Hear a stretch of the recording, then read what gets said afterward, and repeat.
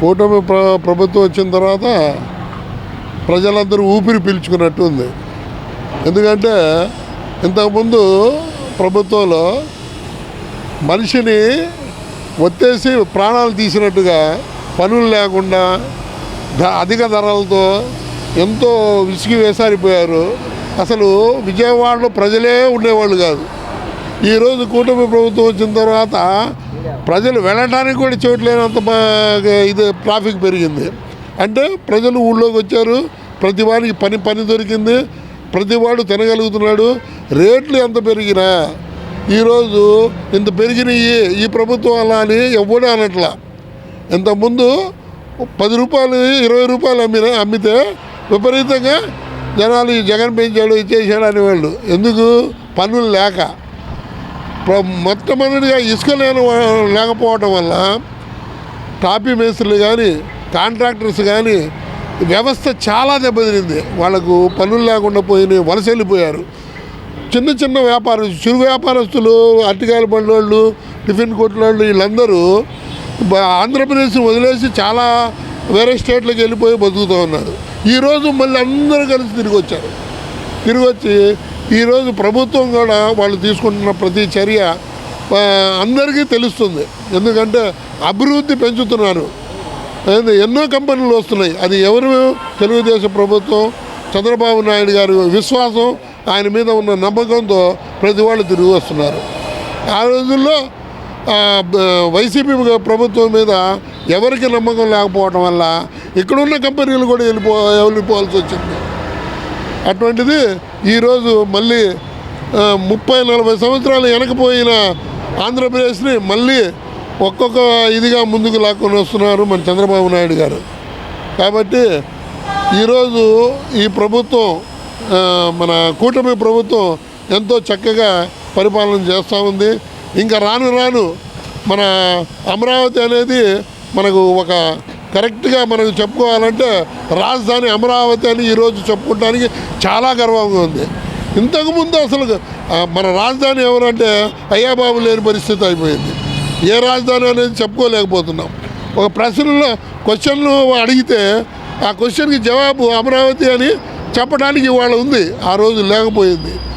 చదువుకున్న స్టూడెంట్స్కి ఈరోజు ఉద్యోగం సంపాదించుకుంటాం, ప్రైవేట్ ఉద్యోగాల్లో అయినా మేము చేసుకొని బతకగలుగుతామనే నమ్మకం ఉంది. ఆ రోజు ఉద్యోగం వచ్చిందో లేదో అనేది ఉండదు.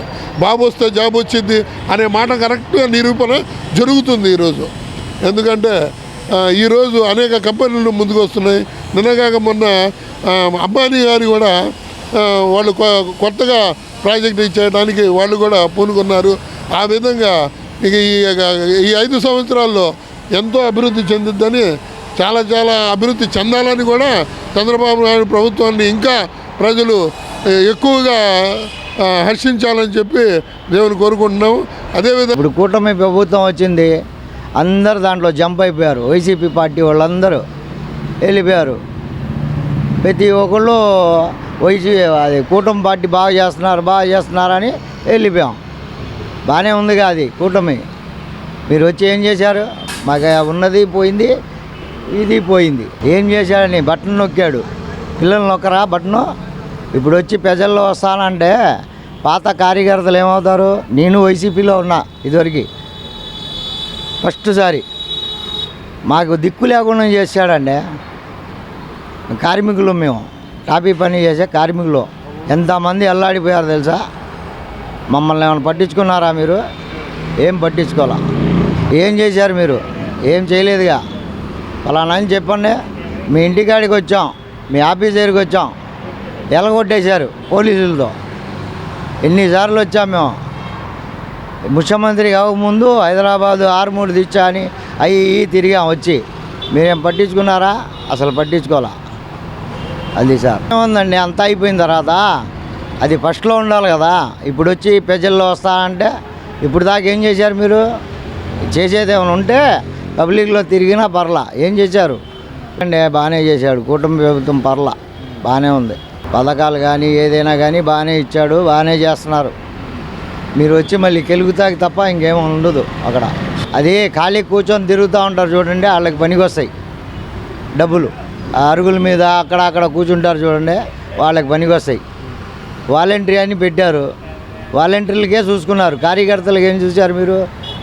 ఏం చూడాల, అల్లాడిపోయారనమాట. ఎప్పుడు పోతారు మీరు, ఎప్పుడు పోతారని చూసుకుంటా ఉన్నాం.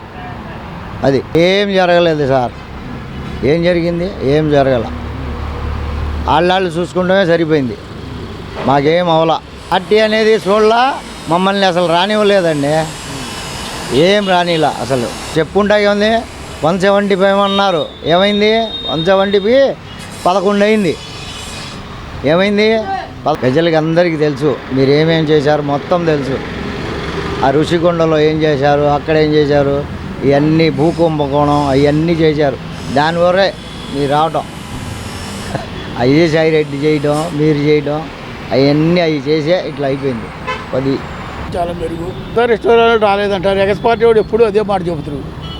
అది వాళ్ళ ప్రభుత్వం వచ్చి ఉండయన్నీ బాడీ చేశారు కదా. రాజశేఖర రెడ్డి గారు ఇల్లు తీసి పార్టీ జగన్మోహన్ రెడ్డి గారికి అంత కట్టాలు ఇచ్చేస్తాను. రెండోది లేదు. చంద్రబాబు నాయుడు గారు బాగానే చేశారు, రాజశేఖర రెడ్డి గారు ఉన్నాం కూడా బాగానే చేశాడు. ఆయన ఇల్లు ఆయన కొడుగా పుట్టడం దరిద్రాలు దరిద్ర పనులు చేశాడు. వాస్తవంగా ఏమన్నా చేసిండు, పేరు నిలబెట్టు. అసలు ఒకటి భూములకు ఒకటికి దస్తా ఎదురండి. ఈడి పేరు భూముల మీద అక్కడ వరల్డ్ రాజు చరిత్రలో ఆయన చూచారా? సరిహద్దురాళ్ళ మీద ఈడి పేరు రాసుకోవటం ఏంటి? ఎప్పుడన్నా ఉందా చరిత్రలో? నేను ఒకప్పుడు వేసారు ఈడు వచ్చాక ఒకసారి వేసారు, రెండోసారి మన ఏబుద్ది కాక దరిద్రాలు అయినా. ఇప్పుడు సొసైటీ ప్రెసిడెంట్ ఏ పార్టీ వచ్చినా మా ఊళ్ళో మేమే చేస్తున్నాం, మా బ్రదరే చేస్తున్నాం. అది కానీ ఇంత వరల్డ్లో ఇంత లుచ్చా అనుకోలేదు. ఇంకొకసారిగా రావాల్సి వస్తే దేశ సర్వనాశనం అయిపోయింది. ఒకసారి బుద్ధి తెచ్చుకున్నారు, ఒకసారి చూపించడు గట్టిగా చేతులు అంట. ఆడు చేసినప్పుడు అట్లా చేసిండా ఏమండి? అంటే మేము గెలిచినప్పుడు అయితే గ్యాబ్లింగ్, అది ఎలక్ట్రానిక్ వెళ్తే గ్యాబ్లింగ్, అది వరల్డ్ తప్పది. ఆడు చేసిన లుచ్చాపల్లికే పోయింది అది. నేను ఆ పార్టీ వాడిని ఏమి ఇచ్చారు వీళ్ళు, నేను వైసీపీ వాడిని ఏమి ఇచ్చారు వీళ్ళు? ఒక్క టీలో శూన్యం చేశారు. వైసీపీ అన్నట్టు ఎవడంటే మేము చిన్న కంపెనీ పెడితే డైరెక్ట్గా 12 లక్షలు లంచం అడిగిండు, నెలకు లక్ష మిగులుద్ది, 12 లక్షలు మేము వాడి పాలేతనం చేయాలా? అట్లాంటి పనులు కూడా చేశారు వాళ్ళు. ఇంకా ఆడినట్టు నమ్మదు. నేను వైసీపీ వాడిని. ఏమి ఇచ్చాడు వాడు, ఎవడికి ఇచ్చాడు?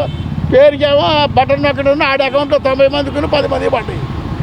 ఆడి అకౌంట్లోనే పడ్డాయి 10 మట్టికి ఇచ్చారు.